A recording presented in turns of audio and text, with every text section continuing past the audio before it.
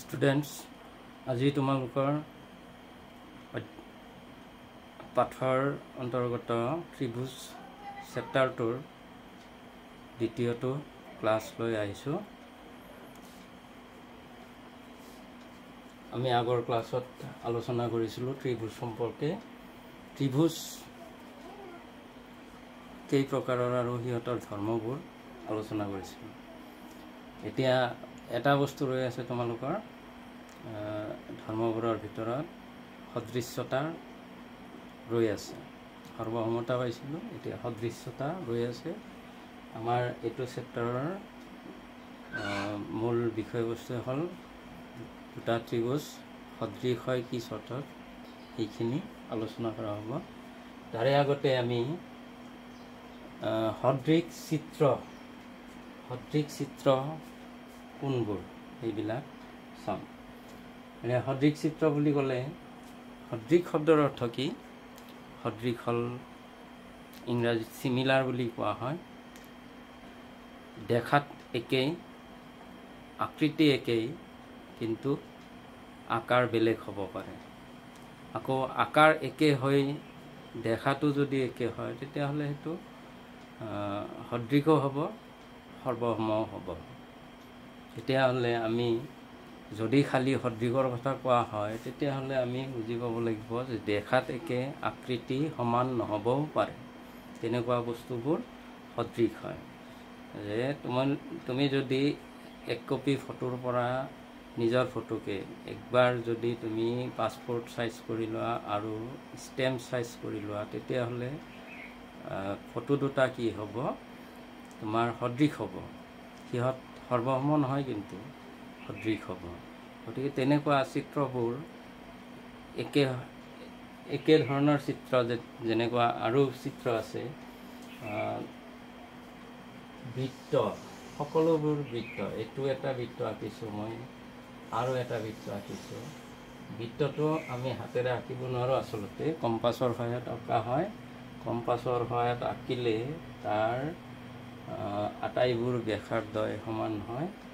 গতিকে এইটো বৃত্ত যি ব্যাসাৰ্ধলৈ অঁকা হৈছিল, এইটো বৃত্ত তাতকৈ বেছি ব্যাসাৰ্ধৰ অঁকা হৈছে, সেইকাৰণে সেইটো ডাঙৰ হৈছে। ডাঙৰ বৃত্ত আৰু সৰু বৃত্ত, কিন্তু আকাৰত কি হৈ আছে? দুয়োটা সৰু ডাঙৰ হৈ আছে, কিন্তু বৃত্তবোৰ আটাইবোৰ বৃত্তই কি হ'ব? সদৃশ হ'ব, দেখাত একেই হ'ব, কোনো ডিফাৰেঞ্চ নহয়। গতিকে এইটো হ'ল একযোৰ সদৃশ চিত্ৰ। ঠিক তেনেকৈ যদি আমি বৰ্গ আঁকোঁ, যিমানবোৰ বৰ্গ আছে আটাইবোৰ বৰ্গই কিন্তু সদৃশ হ'ব। গতিকে দেখাত একে, কিন্তু আকাৰবিলাক বেলেগ বেলেগ হ'ব পাৰে। আমি বাহু যদি চেঞ্জ কৰি দিওঁ, বাহুৰ দৈৰ্ঘ্য চেঞ্জ কৰিলেও কিন্তু সিহঁতৰ আকৃতিটো একেই থাকিব, আকাৰটোহে বেলেগ হ'ব। ঠিক তেনেকৈ যদি তুমি কেইটামান সমবাহু ত্ৰিভুজ আঁকি চোৱা বিভিন্ন জোখৰ, তেতিয়াহ'লে আটাইবোৰ সমবাহু ত্ৰিভুজ দেখাত একেই হ'ব। কিয় হয়? আটাইবোৰ সমবাহু ত্ৰিভুজৰে প্ৰতিটো কোণে 60 ডিগ্ৰীকৈ থাকিব। গতিকে সেইবোৰ সদায় কি হ'ব? সদৃশ হ'ব। বাহুবিলাক সমান হ'ব। আটাইবোৰ তিনিওটা বাহু সমান হ'লে তিনিওটা কোণো সমান হ'ব। গতিকে সেই ত্ৰিভুজ দুটা দেখাত একেই, গতিকে সিহঁত সদৃশ হ'ব। এনেকুৱা আমি বিভিন্ন ধৰণৰ আমাৰ চাৰিওফালে বস্তু দেখা পাম, দেখাত সদৃশ হ'ব, কিন্তু সৰ্বসম নহ'ব পাৰে। গতিকে সদৃশৰ ধাৰণাটো হ'ল এইটোৱে যে সদৃশ চিত্ৰ হ'লে কি হ'ব লাগিব? দেখাত হুবহু একেই হ'ব। ইয়াৰো যিমানটা অংশ আছে আনটোৰো সিমানটাই অংশ থাকিব লাগিব, তেতিয়াহ'লে সিহঁত সদৃশ হ'ব। আৰু যদি অংশবিলাকে কম বেছি আছে তেতিয়াহ'লে তাৰ সেইটো সদৃশ কেতিয়াও নহয়, দেখাত একে নহয়। গতিকে সদৃশৰ ধাৰণা এইখিনিয়ে। সদৃশ চিত্ৰ বুলি ক'লে আমি এনেকুৱা কিছুমান চিত্ৰ আঁকিম যাতে দেখাত একে হয়। এতিয়া আহিম সমসংখ্যক বাহুৰ দুটা বহুভুজ সদৃশ হ'ব কেতিয়া, কি চৰ্তত? চৰ্ত দুটা আছে যে যদি দুটা বহুভুজ এতিয়া সমসংখ্যক বাহু থাকিব লাগিব দুয়োটা বহুভুজৰ। গতিকে যদি তুমি কোৱা যে পঞ্চভুজ, এটা পঞ্চভুজৰ লগত এটা চতুৰ্ভুজ কেতিয়াও সদৃশ হ'ব নোৱাৰে। গতিকে সমসংখ্যক বাহু হ'ব লাগিব। পঞ্চভুজৰ লগত পঞ্চভুজে সদৃশ হ'ব, ত্ৰিভুজৰ লগত ত্ৰিভুজে সদৃশ হ'ব, বৰ্গৰ লগত বৰ্গই সদৃশ হ'ব। গতিকে দুটা সমসংখ্যক বাহু থকা বহুভুজ কেতিয়া সদৃশ হ'ব? যদি সিহঁতৰ অনুৰূপ কোণবিলাক সমান থাকে আৰু সিহঁতৰ অনুৰূপ বাহুবিলাকৰ অনুপাত সমান হয়, তেতিয়াহ'লে চিত্ৰ দুটা সদৃশ হ'ব, অৰ্থাৎ বহুভুজ দুটা সদৃশ হ'ব। ইয়াৰে পিছত আছে আমি তেতিয়াহ'লে আমি কি কৰিম যে সমসংখ্যক বহুভুজৰ কথা ক'লে আমি এই দুটা চৰ্ত লিখিম। নেক্সট আছে ত্ৰিভুজৰ সাদৃশ্য। দুটা ত্ৰিভুজ কেতিয়া সদৃশ হ'ব? ত্ৰিভুজৰ ক্ষেত্ৰতো কি সেই একেই, সেই দুটা কথাই যে তেতিয়া আমি ত্ৰিভুজ উল্লেখ কৰিব পাৰিম যে ত্ৰিভুজ দুটাৰ অনুৰূপ কোণবোৰ সমান হ'ব আৰু সিহঁতৰ অনুৰূপ বাহুবিলাকৰ অনুপাত সমান হ'ব, তেতিয়াহ'লেহে ত্ৰিভুজ দুটা সদৃশ হ'ব। এতিয়া আমি ত্ৰিভুজটো লৈ আহোঁ যে দুটা ত্ৰিভুজ কেতিয়া সদৃশ। ABC ত্ৰিভুজ,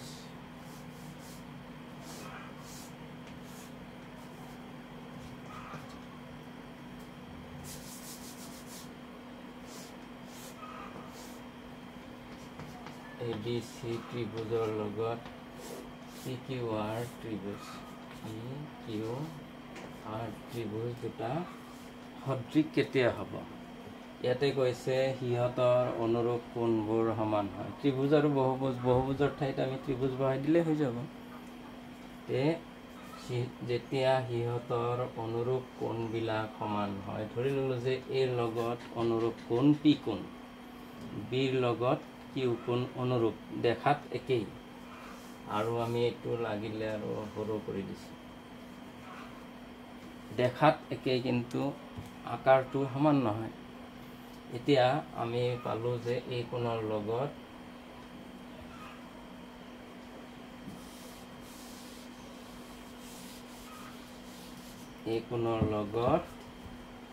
এংগুল A সমান এংগুল P হ'ব, এংগুল B সমান এংগুল Q হ'ব, এংগুল C সমান এংগুল R অনুৰূপ কোণ বুলি ধৰি ল'লোঁ। গতিকে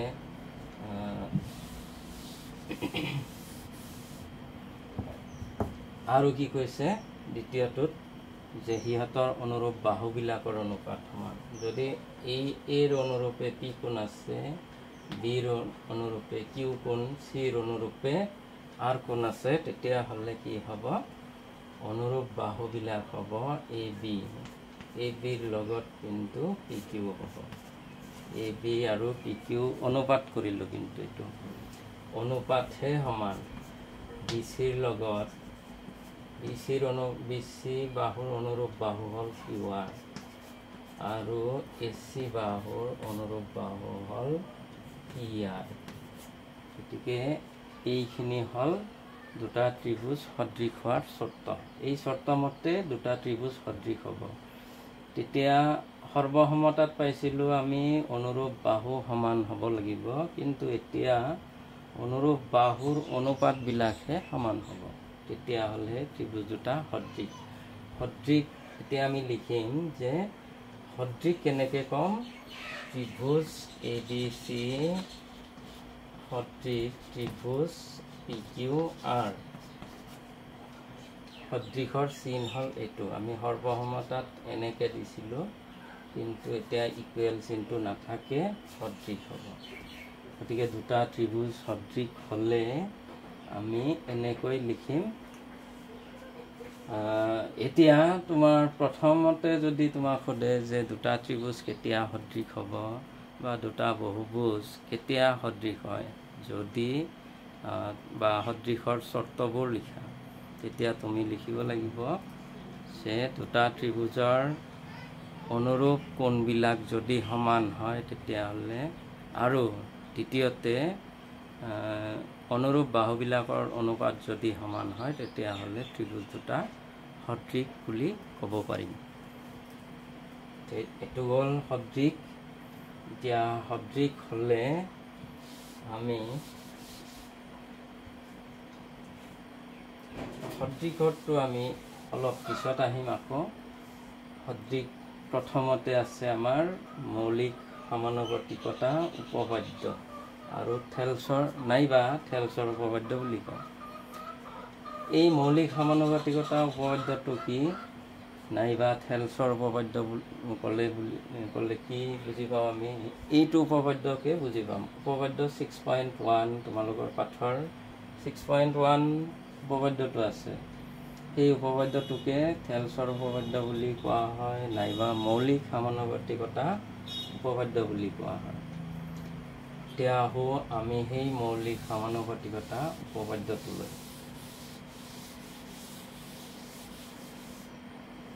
ইয়াতে কি কৈছে সেইটো চোৱা। যদি এডাল ৰেখা কোনো ত্ৰিভুজৰ এটা বাহুৰ সমান্তৰালকৈ টনা হয় আৰু ৰেখাডালে আন দুটা বাহু দুটা নিৰ্দিষ্ট বিন্দুত ছেদ কৰে তেনেহ'লে সেই বাহু দুটা একে অনুপাতত বিভক্ত হ'ব। তুমি যিকোনো এটা ত্ৰিভুজ লোৱা, ABC ত্ৰিভুজ, ABC ত্ৰিভুজ। এতিয়া সেইটোৰ পৰা তুমি এইখিনি কথা মিলাই চোৱা। যদি এডাল ৰেখা কোনো ত্ৰিভুজৰ এটা বাহুৰ সমান্তৰালকৈ, আমি ধৰি ল'লোঁ BC বাহুৰ সমান্তৰালকৈ EF ৰেখা ত্ৰিভুজ এটা ল'লোঁ, দুটা নিৰ্দিষ্ট বিন্দু D আৰু Eত কাটিছে। যদি এডাল ৰেখা কোনো ত্ৰিভুজৰ এটা বাহুৰ BC বাহুৰ ABC ত্ৰিভুজ ল'লোঁ আমি, ABC ত্ৰিভুজক এডাল ৰেখা DE এ BC বাহুৰ সমান্তৰালকৈ টনাত ৰেখাডালে আন দুটা বাহু AB আৰু AC দুটা নিৰ্দিষ্ট বিন্দু কি D আৰু E বিন্দুক কাটিছে, তেনেহ'লে আমি প্ৰমাণ কৰিব লাগিব যে সিহঁত একে অনুপাতত বিভক্ত হয়। অৰ্থাৎ এই বিন্দু দুটাত যিটো বাহু দুডাল ভাগ হৈছে সেই ভাগ দুটাৰ অনুপাত AD বাই BD AE বাই CE সমান হ'ব। গতিকে এই উপপাদ্যটো আমি সদৃশলৈ যোৱাৰ আগতে এই উপপাদ্যটো আমি কৰিব লাগিব, তাৰে পিছতহে আমি সদৃশত যাম। এতিয়া এই উপপাদ্যটো প্ৰমাণ কৰিম কেনেকৈ? এতিয়া ইয়াৰ কাৰণে আমি বিশেষ সূত্ৰ লিখিম। প্ৰমাণত আমাৰ প্ৰথম আহে বিশেষ সূত্ৰ।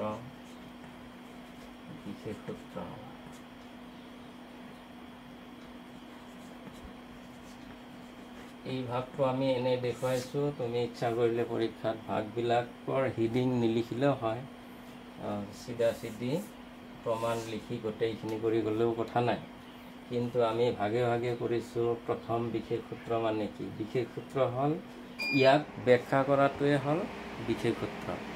ইয়াক আমি কেনেকৈ ব্যাখ্যা কৰিম? এই কথাখিনি ব্যাখ্যা কৰিবলৈ আমি বিশেষ সূত্ৰ লিখিম।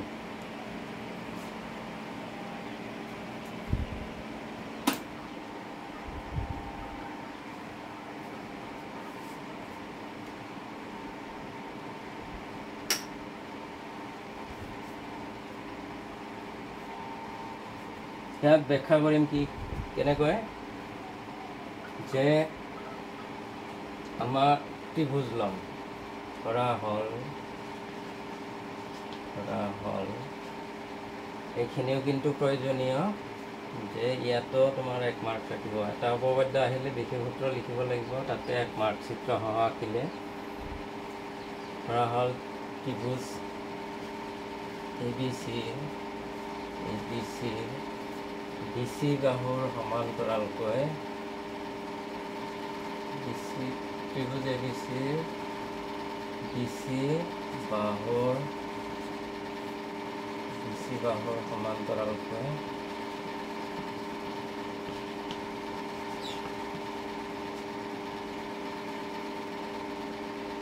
টনা ৰেখা ডালে টনা ৰেখা ডালে AB আৰু AC আৰু AC D আৰু E বিন্দু ক্ৰমে D আৰু E বিন্দুত কাটিছে এই নিৰ্দিষ্ট বিন্দু দুটা ক'লো আমি E বিন্দুত কাটিছে এতিয়া প্ৰমাণ কৰিব লাগে যে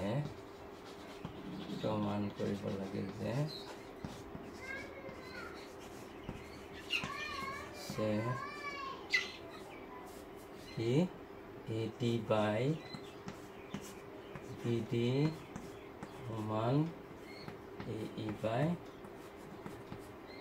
AE by CE এইখিনি কথা আমি প্ৰমাণ কৰিব লাগিব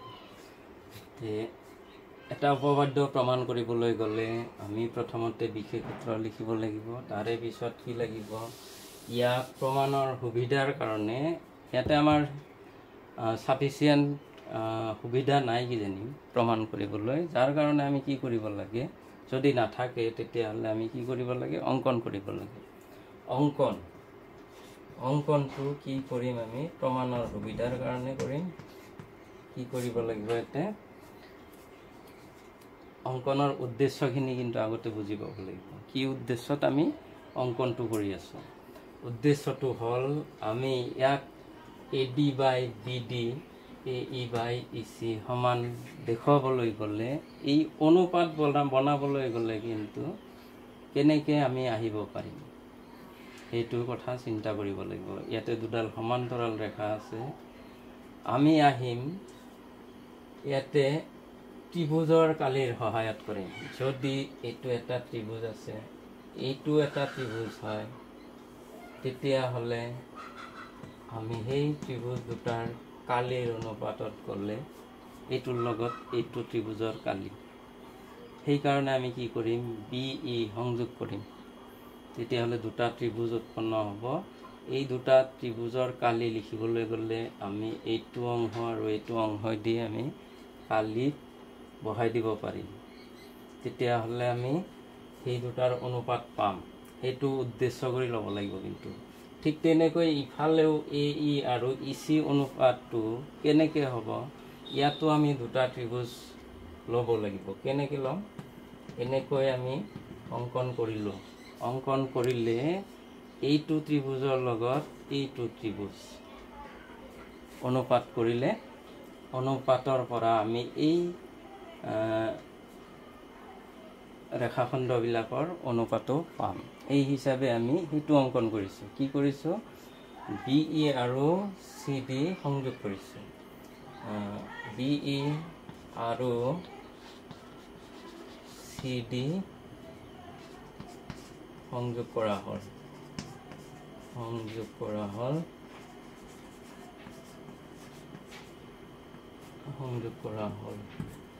তাৰে পিছত আৰু কি কৰিব লাগিব কালি উলিয়াবলৈ গ'লেতো আমাৰ কি লাগিব উন্নতি লাগিব উন্নতি নহ'লেতো আমি কালি উলিয়াব নোৱাৰিম সেইকাৰণে এইটো আমি উন্নতিত আনিলোঁ এই উন্নতিটো কিন্তু চাবা এই ত্ৰিভুজৰো উন্নতি হ'ব এই ত্ৰিভুজৰো উন্নতি হ'ব আকৌ এইটো ত্ৰিভুজৰ কাৰণে আমি উন্নতিত আনিব লাগিব এনেকৈ উন্নতিত আনিলোঁ এনেকৈ এইটো নামাকৰণ কৰিম DM আৰু EN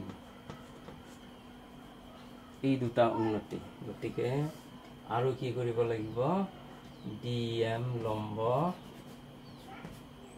AC আৰু কি কৰিম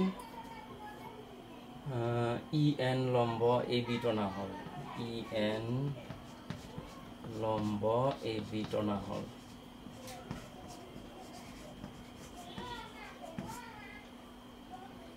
এইখিনি অঙ্কন এতিয়া চোৱা প্ৰমাণ কৰিব লাগে এতিয়া আমাৰ এইটোৰ দৰকাৰ নাই আমি এইখিনি চালেই হ'ব প্ৰমাণত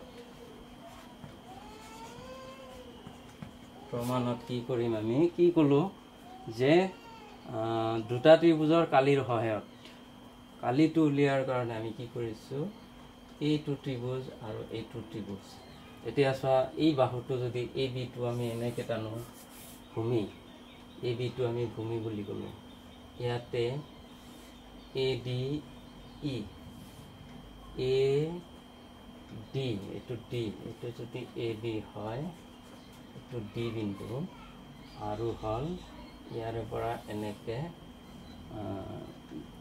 ডি ই বি এনেকৈ আছে এতিয়া এইটোৰ উন্নতি টানিছোঁ আমি দেখা পাই আছোঁ যে ইয়াতে উন্নতি হৈ আছে উন্নতিটো ইয়াতে হৈছে কিন্তু ইয়াৰো ভূমি কিন্তু বি ডি এইটো ত্ৰিভুজৰো ভূমি বি ডি কিন্তু বি ডিটোৰ পৰা আমি যদি উন্নতি টানিব লাগে উন্নতিটো আমাৰ শীৰ্ষবিন্দুৰ পৰা বিপৰীত বাহুলৈ গতিকে তোমালোকে নাভাবিবা যে সদায় উন্নতিটো ভূমিৰ ওপৰত পৰিব এইটো কিন্তু ভূমিৰ বাহিৰত পৰিছে গতিকে একেই উন্নতি দুয়োটা ত্ৰিভুজৰ ক্ষেত্ৰত হৈছে যাৰ কাৰণে আমাৰ এইটো অনুপাতটো পোৱাৰ কাৰণে সুবিধা হ'ব সেইকাৰণে আমি উন্নতিটো এনেকৈ টানিছোঁ এতিয়া চোৱা এই উন্নতিটো ই এন উন্নতিটো এ ডি ই ত্ৰিভুজৰো উন্নতি হয় আৰু বি ডি ই ত্ৰিভুজৰো উন্নতি হয় সেই হিচাপে আমি কি কৰিম এৰিয়া এ ডি ই প্ৰমাণত আমি আৰম্ভণিতে লিখিম area A D E area B D E area কালি মানে কালি আমি 9ত পাইছিলোঁ কালিবিলাক ত্ৰিভুজৰ কালিবিলাক এনেকৈ লিখা হয় এৰিয়া এ ডি ই আৰু এৰিয়া বি ডি ই সমান হাফ ইনটু ভূমি পূৰণ উন্নতি ভূমি হ'ল এ ডি উন্নতি হ'ব ই এন ঠিক তেনেকৈ তলতটো ত্ৰিভুজৰ বি ডি ই ত্ৰিভুজৰ উন্নতি ভূমি হ'ব B D half into B D into E N একেই উন্নতি হয় গতিকে এইটো কেঞ্চেল যাব আৰু হাফ কেঞ্চেল যাব থাকিব কি A D by B D এইটো হ'ল নেক্সট আহিম আমি এইটো 1 নম্বৰ দিলোঁ 1 নম্বৰ এতিয়া আহিম এইখিনি হয়তো লিখিছা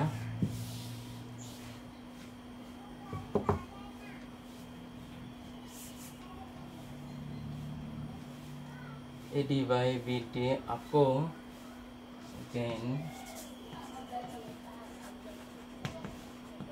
again area A D E সেই একে ত্ৰিভুজৰে লৈছোঁ কিন্তু ভূমিটো বেলেগ হ'ব এইবাৰ এৰিয়া ডি চি ই ত্ৰিভুজৰ একেদৰে কৰিম আমি ভূমি পূৰণ উন্নতি ভূমি হাফ ইনটু ভূমি পূৰণ উন্নতি ভূমি হ'ল এ ই আৰু উন্নতি হ'ল ডি এন আৰু হ'ল হাফ ইনটু এইটো ত্ৰিভুজৰ কালি হ'ব চি ই উন্নতি আৰু ডি এম ভূমি ডি এম উন্নতি D M cancel half cancel গতিকে কি পালোঁ এ ই বাই চি ই এইটো হ'ল 2 নম্বৰ এতিয়া চোৱা দুয়োটা আমাকতো প্ৰমাণ কৰিব দিছে A D by B D সমান এ ই বাই চি ই এই প্ৰমাণটো আমি কেনেকৈ কৰিম যে সমান কেনেকৈ কৰিম এইটো সমান হ'ব নেকি কিন্তু ইয়াতে চোৱা এইটোৰ লগত এ ডি ইৰ লগত এ ডি ই একেই আছে একে ত্ৰিভুজৰ কালি ভূমি বেলেগ হ'লেও কিন্তু কালিটো একেই হ'ব তাৰে ত্ৰিভুজটোৰ ভিতৰত কিমান ঠাই আছে সেইটোৱে হ'ল কালি গতিকে সেই কালিটো আৰু বেলেগ যদি একেই ত্ৰিভুজ হয় কালিটোতো আৰু বেলেগ হ'ব নোৱাৰে, গতিকে একেই হ'ব লাগিব। গতিকে এই দুটা সমান, কিন্তু এই দুটা কেনেকৈ সমান কৰিম সেইটো বিচাৰি উলিওৱা। কেনেকৈ আমি কি কৰিম, BC আৰু DE সমান্তৰালৰ মাজত দুটা ত্ৰিভুজ আছে। এই ত্ৰিভুজ দুটা কি কি, BDE আৰু DEC বা DCE ত্ৰিভুজ দুটা একে সমান্তৰালৰ মাজত আছে। যদি একে সমান্তৰালৰ মাজত থাকে, একে সমান্তৰাল ক্লাছ 9ত পাইছ যে একে সমান্তৰালৰ মাজত থকা আৰু একে ভূমিৰ ওপৰত থকা ত্ৰিভুজবোৰৰ কালি সমান হয়। এটা উপপাদ্য পাইছিলা। সেইমতে এই DE ভূমিৰ ওপৰত দুটা ত্ৰিভুজ আছে আৰু DE আৰু BC সমান্তৰালৰ মাজত।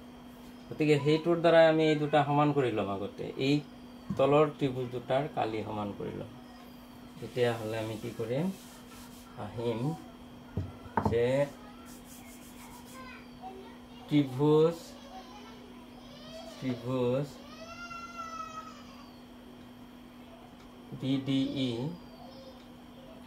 BDE আৰু ত্ৰিভুজ DCE একে ভূমি, হয়তো ভূমিটো উল্লেখ কৰিব পাৰা TE, আৰু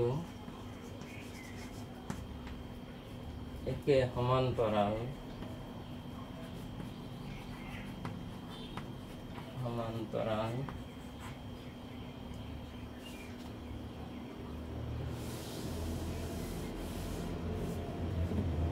CE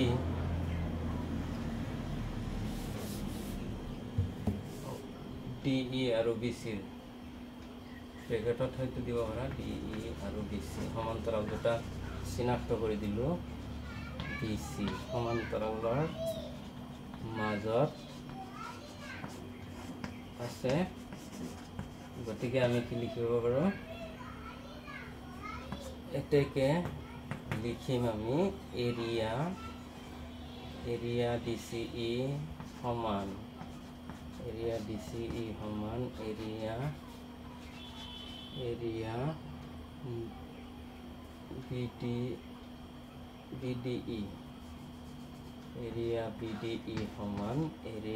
DCE। চোৱা, এতিয়া তলৰ দুয়োটাৰ কালি সমান হ'ল, ওপৰততো এনেই একেই ত্ৰিভুজ, কালিটো একেই হ'ব। গতিকে আমি লিখিব পাৰোঁ, নাইবা ইয়াৰে পৰাই আমি বনাই ল'ব পাৰোঁ। কেনেকৈ কৰিম, যদি আমি ইয়াক একে ৰাশিৰে হৰণ কৰি দিওঁ ADE ৰে, কিন্তু দেখাত আমাৰ ওলোটা হ'ব। আমাৰ এইটো ওপৰতহে আছে, কিন্তু আমি দিব লাগিব তলত হৰণ। গতিকে হৰণটো আমি কেনেকৈ দিম, যে area BDE by area ADE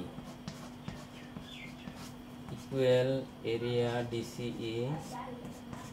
DCE by area ADE। Both সাইডত একে ৰাশিৰে হৰণ কৰিলে ইকুৱেলে থাকে। তাৰে পিছত আমি কি কৰিম, ইয়াক বিপৰীত কৰি দিম, উল্টা কৰি দিম। এতিয়া সেইখিনিও ক'ব লগা আছে তোমালোকক, যে অনুপাতৰ কেইটামান ধৰ্ম এইটো চেপ্টাৰত আমাৰ প্ৰায়বিলাকতে লাগিবই। অনুপাতৰ ধৰ্ম, সেই ধৰ্মকেইটা মই নেক্সট ক্লাছত আলোচনা কৰিম। সেই ধৰ্ম মতে কি হয়, ইফালতটো যদি উল্টাই দিওঁ, ইফালতটো উল্টাই দিব লাগিব, বিপৰীত ক্ৰিয়া কৰা হয়। এইটো ADE বাই এৰিয়া BDE সমান এৰিয়া ADE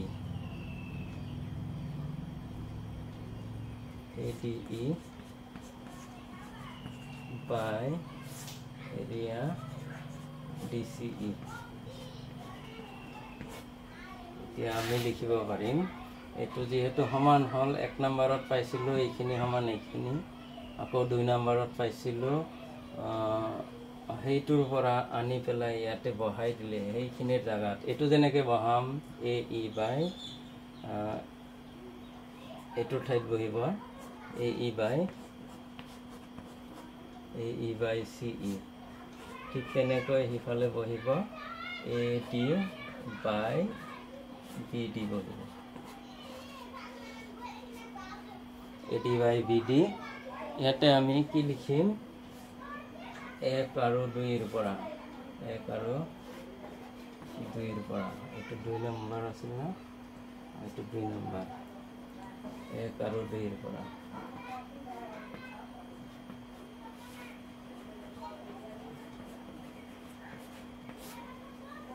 গতিকে 1 আৰু 2 ৰ পৰা ইয়াৰ ঠাইত আমি এইটো বহাই দিলোঁ আৰু এইখিনিৰ ঠাইত এইটো বহাই দিলোঁ প্ৰমাণ হৈ গ'ল আমি লিখিম প্ৰুফ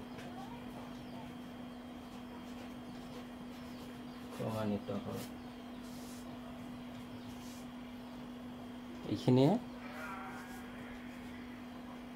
বিশেষ জটিল নহয় কিজানি বুজি পাইছা ভালকৈ বুজি ল'বা যে চিত্ৰটো কিন্তু ভালকৈ চাব লাগিব চিত্ৰৰ পৰাই আগতে চিত্ৰটো ধুনীয়াকৈ আঁকি পেলাই তাৰে পিছত তুমি অংকনৰ উদ্দেশ্যখিনি কিন্তু ভালকৈ মনোযোগেৰে চাই ল'বা তেতিয়াহ'লে তোমাৰ এইটো মুখস্থ হৈ গ'ল যদি কনচেপ্টটো ক্লিয়াৰ হয় তেতিয়াহ'লে কিন্তু একো নহয় এই বস্তুটো প্ৰমাণ কৰাটো প্ৰত্যেক উপপাদ্যই তেনেকৈ আমি প্ৰমাণ কৰিম